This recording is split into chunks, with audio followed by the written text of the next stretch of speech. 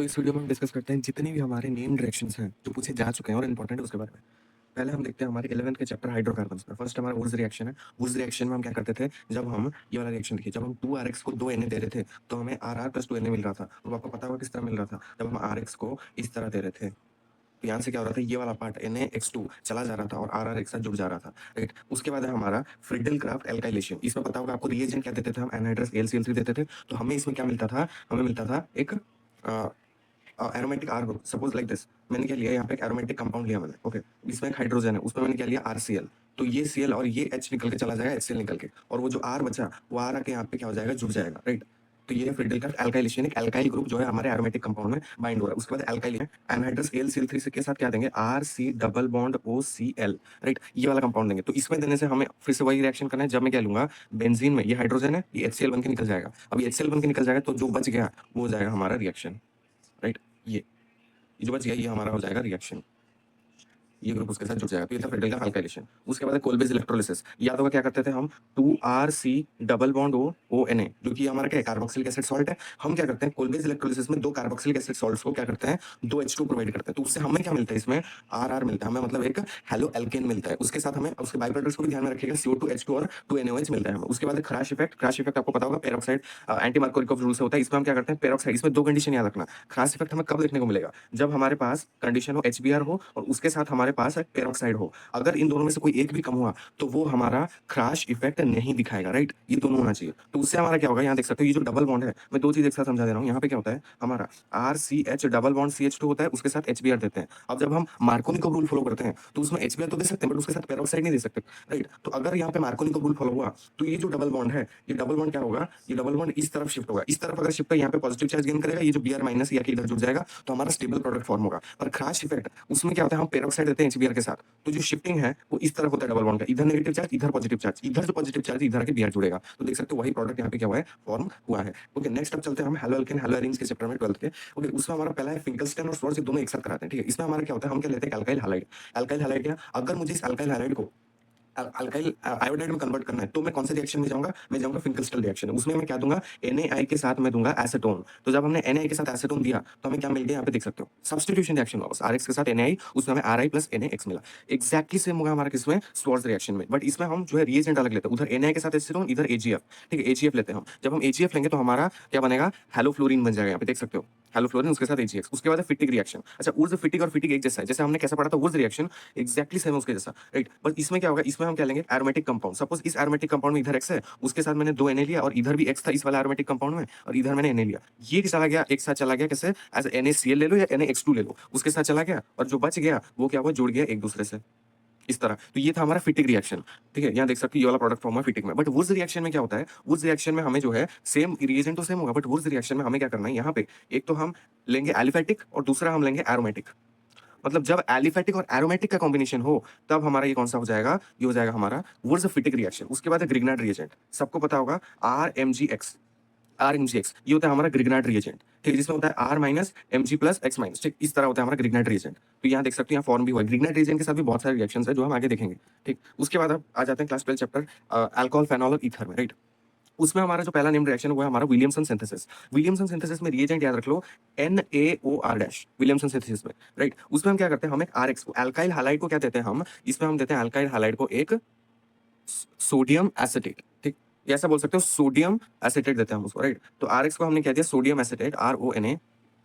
इसको देने के बाद हम क्या मिल गया था, देख सकते हो ROR डैश प्लस NaX मिल गया। तो ये था विलियमसन सिंथेसिस, राइट। उसके बाद है हमारा Kolbe Schmitt reaction. Kolbe Schmitt reaction में क्या होता है, याद रख लो कोलबे रिएक्शन, कोलबे रिएक्शन में हम क्या देते हैं, NaOH को CO2, राइट। CO2 और H प्लस के साथ देने से हमें जो फेनॉल है, फेनॉल किस में कन्वर्ट हो जाता है, हमारा सैलिसिलिक एसिड में। तो याद होगा ये स्ट्रक्चर है सैलिसिलिक एसिड का। रिएजेंट याद रखो कोलबे में NaOH को जब CO2 के साथ H प्लस देंगे हमारा salicylic acid. But Reimer Tiemann में उल्टा होगा, उसमें हम CHCl3 के साथ NaOH, दोनों में NaOH देंगे, उधर CO2 दे रहे थे हमारा कोलबे स्किमिट में, और रेमर टेमर में हम क्या देंगे CHCl3। तो हमारा फेनॉल से सैलिसिलाइल डिहाइड फॉर्म होगा। अगर आपने सैलिसिलाइल डिहाइड नहीं देखा तो वो इस तरह का होता है, राइट, सैलिसिलाइल डिहाइड फॉर्म होगा। उसके बाद हमारा क्यूमिन का रिएक्शन। अच्छा, क्यूमिन के रिएक्शन के लिए इस तरह याद रखो, ये होता है हमारा क्यूमिन, इस तरह होता है हमारा CH3, यहाँ भी CH3, यहाँ भी हमारा CH3, ये होता है क्यूमिन का स्ट्रक्चर। अब जब हम क्यूमिन को क्या देंगे, O2 के साथ रिएक्ट करेंगे तो अब इधर क्या होगा ना, इधर जब हम O2 के साथ रिएक्ट किए, इधर एक O लग गया, इधर और एक O लग गया, इस तरह का कंपाउंड फॉर्म हुआ। अब जब इस तरह का कंपाउंड फॉर्म हुआ, इधर अब क्या होगा, हम जब इसमें H3O+ देंगे, H3O+ देने के बाद इधर क्या होगा, क्यूमिन कन्वर्ट होगा हमारा फिनाइल एसीटोन में, क्यूमिन कन्वर्ट हो जाएगा हमारा फिनाइल एसीटोन में।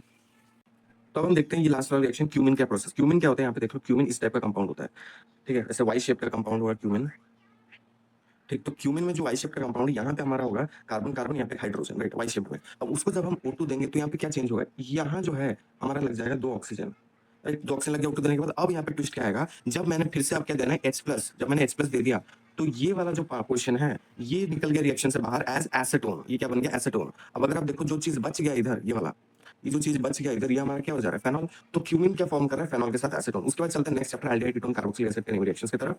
पहला है रोजेनमूड रिडक्शन, याद रख लो ये क्या कन्वर्ट करेगा, रोजेनमूड रिडक्शन एसिड हैलाइड को कन्वर्ट करेगा किसमें, एल्डिहाइड में, ठीक। Rosenmund reduction acid halide, acid halide को किसमें कन्वर्ट करेगा, RCHO या एल्डिहाइड बोल सकते हो। क्या यूज करते हैं रिएजेंट, H2 के साथ PDBaSO4, H2 के साथ PDBaSO4। उसके बाद नेक्स्ट चलते हैं स्टीफन रिडक्शन। अब याद रखो स्टीफन रिडक्शन जो होता है उसमें हम किसको रिड्यूस करते हैं, नाइट्राइल को। इधर और एक होता है स्टीफन के जैसा, उसको बोलते हैं डाइबल H, डाइबल H। एक तो स्टीफन होगा, एक तो होगा डाइबल H, ठीक, दोनों को रिड्यूस कर सकते हैं, ठीक। अब इन दोनों में क्या होता है, सियानाइड रिड्यूस होता है, किसमें रिड्यूस होता है, इनटू एल्डिहाइड, ठीक। और डाइबल H में जो रिएजेंट होगा वो भी क्या ही होगा, हमारा डाइबल H, वो भी हमारा क्या होगा, डाइबल H, राइट। उसके बाद हमारा है इटार्ड रिएक्शन, दोनों ही रिएक्शन सेम होंगे, बस रिएजेंट में फर्क होगा, स्टेपन और डाइबल H में। इटार्ड रिएक्शन याद रख लो, इटार्ड रिएक्शन में हम टॉल्विन लेते हैं। जब टॉल्विन को हमने क्या दिया, CrO2Cl2 के साथ कार्बन डाइसल्फाइड, तो अब यहाँ पे क्या हुआ देखते हैं, जब हमने टॉल्विन को दिया CrO2 के साथ CH2 तो हमें क्या बन गया, बेंजाल्डिहाइड। रख लो इसको, इटार्ड रिएक्शन में क्या होता है, टॉल्विन से क्या बनेगा, बेंजाल्डिहाइड बन जाएगा, ठीक। उसके बाद गटरमैन कोल्स रिएक्शन, इसमें क्या देते हैं, कार्बन मोनोऑक्साइड HCl उसके साथ अनहाइड्रस AlCl3। जब हम कार्बन मोनोऑक्साइड HCl और अनहाइड्रस AlCl3 देंगे तो हमारा जो यहाँ पे गटरमैन कोच में हम सिर्फ बेंजीन लिए होंगे, तो ये बेंजीन किसमें कन्वर्ट हो जाएगा, बेंजाल्डिहाइड में। अभी तक जितने रिएक्शन देख रहे हैं ना उसमें सब में हमारा एल्डिहाइड बन रहा है, ठीक। उसके बाद क्लेमेंसन, दो चीज याद रखो, क्लेमेंसन और वुल्फ किशनर, इन दोनों रिएक्शन में हमारा क्या होता है, रिएजेंट तो क्लेमेंसन में हमारा जिंक अमालगम है ZnHg के साथ कंसंट्रेटेड HCl, और हमारे वुल्फ किशनर में है हाइड्रोजीन NH2NH2, हाइड्रोजन NH2NH2 के साथ हम क्या दिए, अल्कोहलिक KOH और ग्लाइकॉल भी दे सकते हैं। उसमें हमारा क्या कन्वर्ट होता है, सपोज ये वाला है क्लेमेंसन, इस तरह याद रखो, ज्यादा से ज्यादा रहेगा, ठीक। ये वाला ऐसा रिएक्शन है। अब यहाँ पे हमारा क्या होगा, जब मैं क्या दे दूंगा, जिंक अमालगम दे दूंगा, तो जितने कार्बन वाला, सपोज ये कितने कार्बन है यहाँ पे,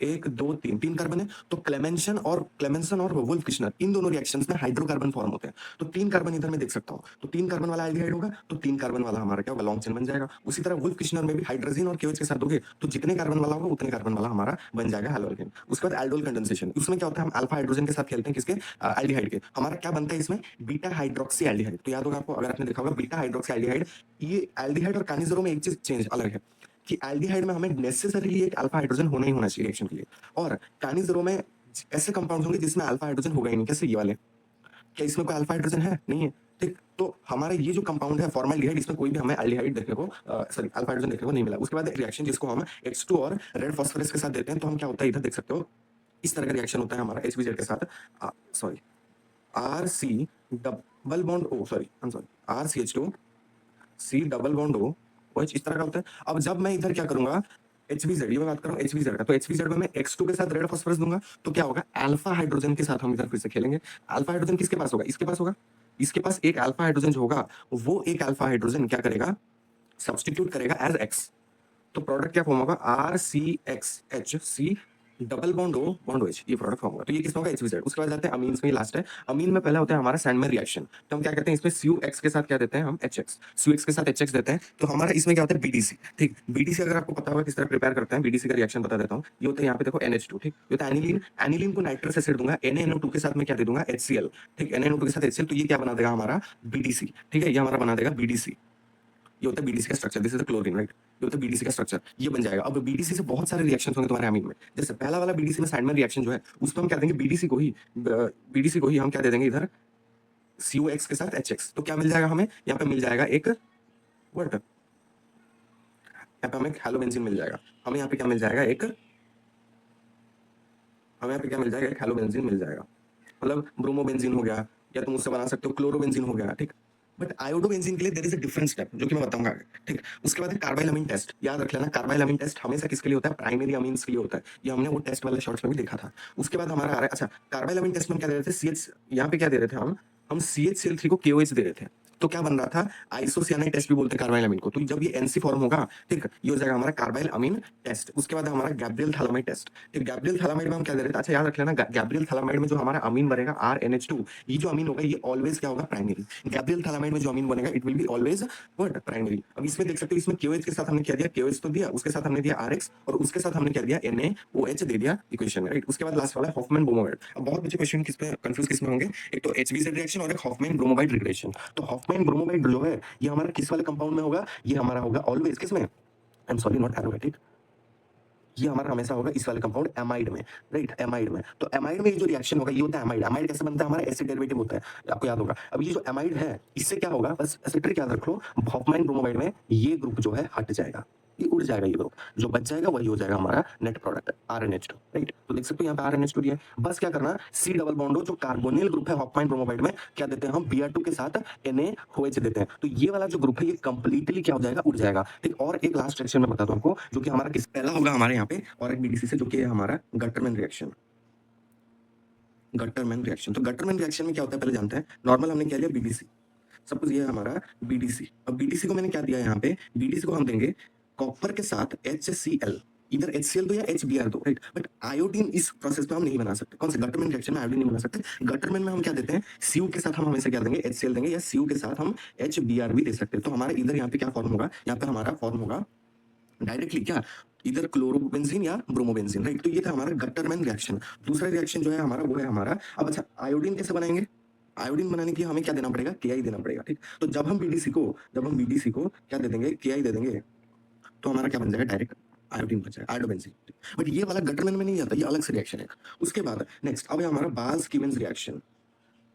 बाल्स, सॉरी यहाँ पे थोड़ा सा, बाल्स-कीमेंस रिएक्शन। तो इसमें क्या होता है, बाल्स-कीमेंस रिएक्शन में याद रखना, यहाँ पे हम क्या प्रिपेयर कर सकते हैं, जब हम यहाँ पे N2Cl को क्या दे देंगे, हमारा HbF4 देंगे, तो हमारा क्या प्रोडक्ट फॉर्म होगा यहाँ पे हमारा फॉर्म होगा, देखो N2 plus BF4 minus, N2 plus BF4 minus, simply कुछ नहीं करना, इसको हीट कर देना, हीट करने से यहाँ पे फ्लोरोबेंजीन फॉर्म हो जाएगा, ठीक। क्या क्या फिर से बता रहा हूँ मैं, पहले हमने क्या किया, BDC लिया, BDC को HbF4 दिया, बाल्स-कीमेंस में HbF4, तो क्या बना, ये हाइड्रोजन बस हट गया और प्रोडक्ट में आके चिपक गया HbF4 माइनस, और क्लोरीन को सब्स्टिट्यूट करके मतलब HCl निकल गया। उसके बाद ये जो प्रोडक्ट फॉर्म हुआ इसको हमने हीट किया, तो हमें क्या मिला, हमारा फ्लोरोबेंजीन मिल गया, राइट। उसके बाद अब हमारा और एक है कि हम BDC से क्या है ना, BDC से हम कैसे बना सकते हैं, हमारा सपोज BDC है, सॉरी, BDC से हम कैसे बना सकते हैं फेनॉल। तो उसके लिए कुछ नहीं करना, पानी दे दो BDC को, आपको पता होगा BDC को वार्म वाटर दे दोगे तो हो जाएगा, वार्म वाटर दे दो वो फेनॉल फॉर्म कर देगा, राइट। तो ये था हमारे सारे नेम रिएक्शंस और इंपॉर्टेंट रिएक्शन जो कि हमें पूछ चुका है, राइट।